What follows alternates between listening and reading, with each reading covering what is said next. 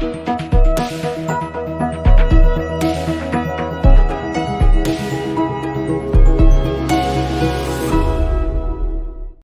we are sitting down with none other than Edison Lim. He is the blockchain application lead for Zilliqa. We're really excited about this one. Zilliqa is a secure smart contract platform who are focused on scalability.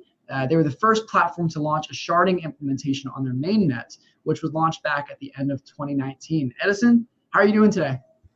I'm doing well. How about you? I'm doing great. Thanks for joining us today. We're really excited to sit down and chat with you about all things Zilliqa. How do you anticipate what the user needs from a smart contract? Okay. So let me just walk you through like some of my experience so far. Like many people in the world, like many companies and many users, they all have very interesting ideas that they think might need a blockchain. And my first task is to really ascertain whether a blockchain is required, because like not every application needs a blockchain. Like simply put, is that if your application can be served by a database, you will make your life a lot easier. So much easier.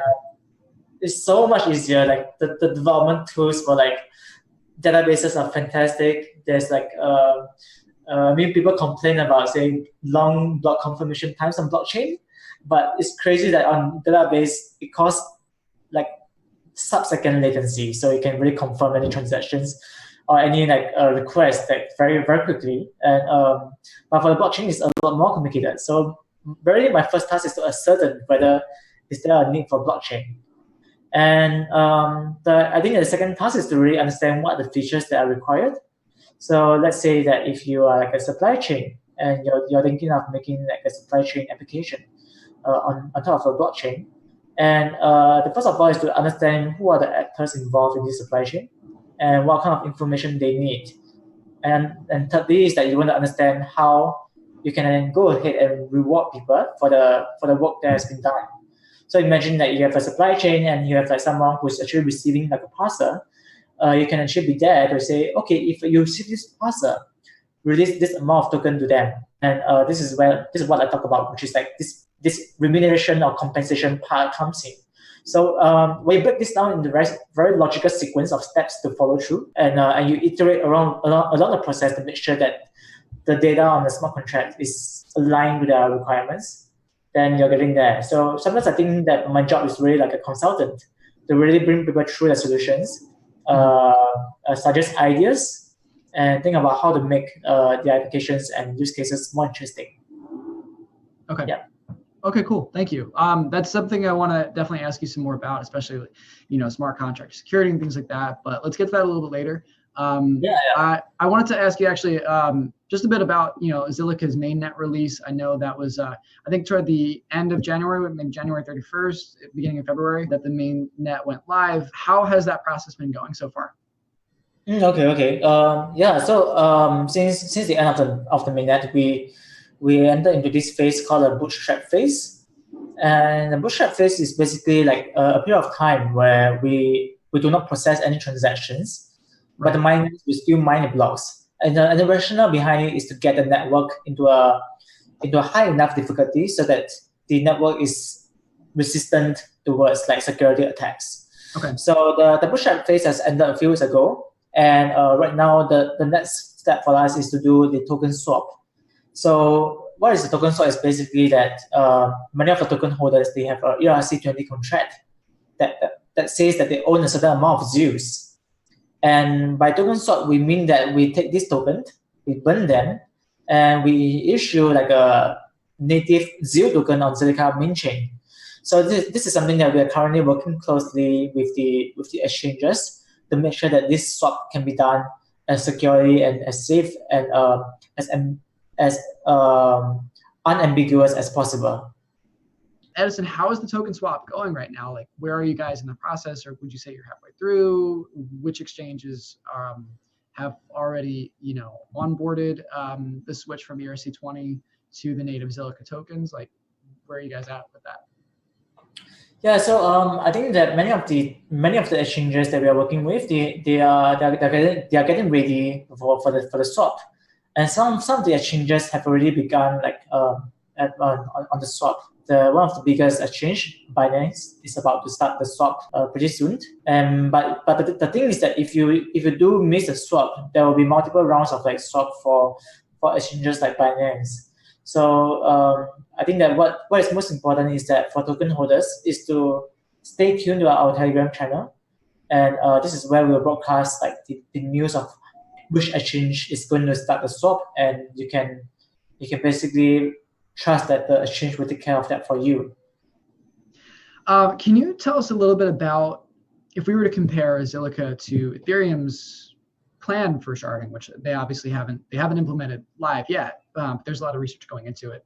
I don't fully understand exactly like what the plan is going to be, but I do have a rough idea of the beacon chain that's going to be sort of the leader for all the shards within the network. How does that architecture compare to what you guys are doing? Yeah, so I think broadly speaking, like the sharding that Ethereum wish to do is the state sharding problem. And state sharding basically means that we can actually shard the state across like different shards, so that like not one shard can have the global state. And in this case, you actually solve the data storage issue with blockchains in general. And for Zilliqa is not solving that problem yet. What Zilliqa is solving right now is what we call transaction sharding, where let's say that if you're a blockchain that receives, let's say, 100 transactions across 2 shards, and what we basically do is to break this 100 into and allocate them into different shards, so that transactions can be processed in parallel. And this is very different from state sharding. And I think this is the main difference between Ethereum sharding and Zilliqa sharding. Speaking of Ethereum, right? So Ethereum's big, I guess, corner in the market right now. Their big advantage is their developer share. They've been at it for a little bit longer, and they, I would say, have a pretty decent sized mind share of a lot of developers within the cryptocurrency space. So what would you say is Zilliqa's plan to attract developers? I mean, high transaction, very, very high transactions per second is obviously a huge signal that you guys are serious and that you can sustain some really robust decentralized applications. But what else are you guys looking to do to foster that ecosystem? I think I'll just put this question into like a few phases. One is developer education and awareness. This is actually the key North Star for Zilliqa's blockchain marketing, is that we reach out aggressively to developers. We are always on the lookout to get developers on board our platform to build interesting applications. And this is where we actually go around and we have like workshops that tells people, hey, what is a blockchain? And how you can build a DApp on Zilliqa. I've personally done a few workshops like this myself in the United States. And my teammate Saiba has went to UK recently, where there's a Future of Blockchain event in the UK. It is an amazing event. There's so many like good schools around, and what he's trying to do is to bring this awareness up in people. So we've been very aggressively on this front, and we have been working on documentations to get developers on board the Zilliqa blockchain. So this is one on the developer outreach.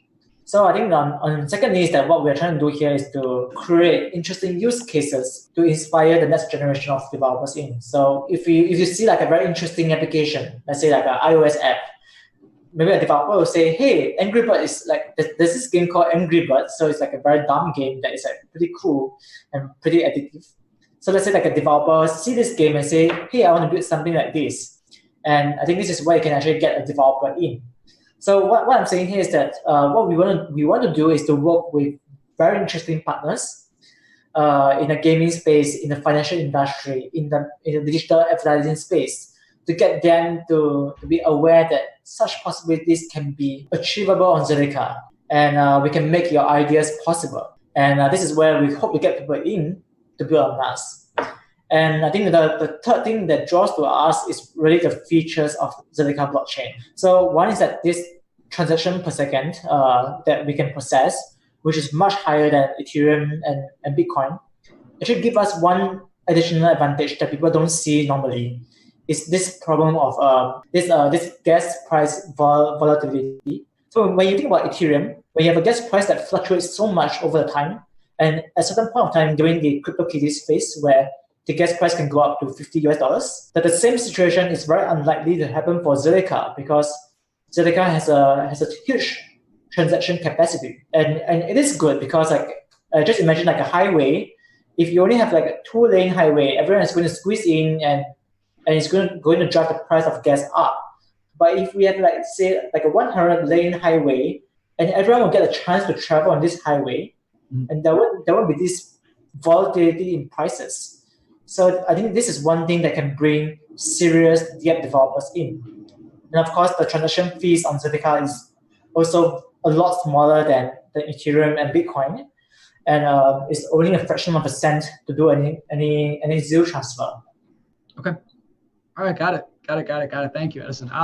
We are going to switch up. Let's open up the floor and hear from the community. Cryptocopia wants to know, all right, in the white paper you mentioned that we aim to mine roughly 80% of the tokens in the first 4 years and the remaining 20% in the next 6 years.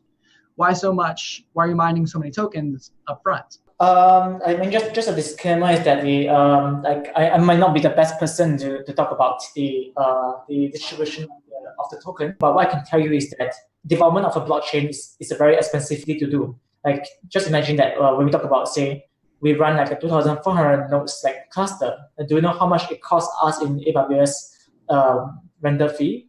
I think that you can basically do your own math to know that development of any technology is very, very expensive. And this is where we think that the amount of money, if we mine ourselves, is going to go into the development costs on our end. So I think that this is like where I think that we have been very transparent in talking about the distribution of the tokens, where is it going to, and what is it going to be used for, and it's all explained in the blog post in the token generation event. Like Peas is up next. Edison, how many projects is Zilliqa onboarding each month? I don't think we can actually count it by like number of projects each month. What we believe in Zilliqa is to bring quality projects. And as I mentioned at the start of this AMA is that one of the key things of an application developer is to first understand whether is there a need for blockchain. And I think that if we use the number of projects that we bring on board as a key metrics, it's not going to be very fulfilling, because like I can take any projects that I want and maybe spend the company's money to attribute it, and only to realize that, hey, this thing does not even need a blockchain in the first place. So we want to avoid this kind of situation as far as possible.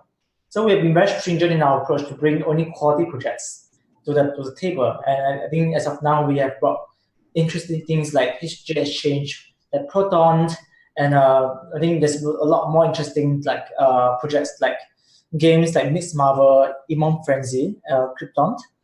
They are all on board on our platform. But if the question is to ask, the question asked is, what is the number of projects that we bring each month? I think that we cannot measure it by this, but what we can measure is that what is the number of quality projects that we have bring over the past 6 months or 1 year. And my answer to that is that we have brought quite a few quality projects that demonstrates the capabilities in the areas that Zilliqa has identified, like the financial services, like the advertising, like gaming. We have brought projects on each of these verticals on the table.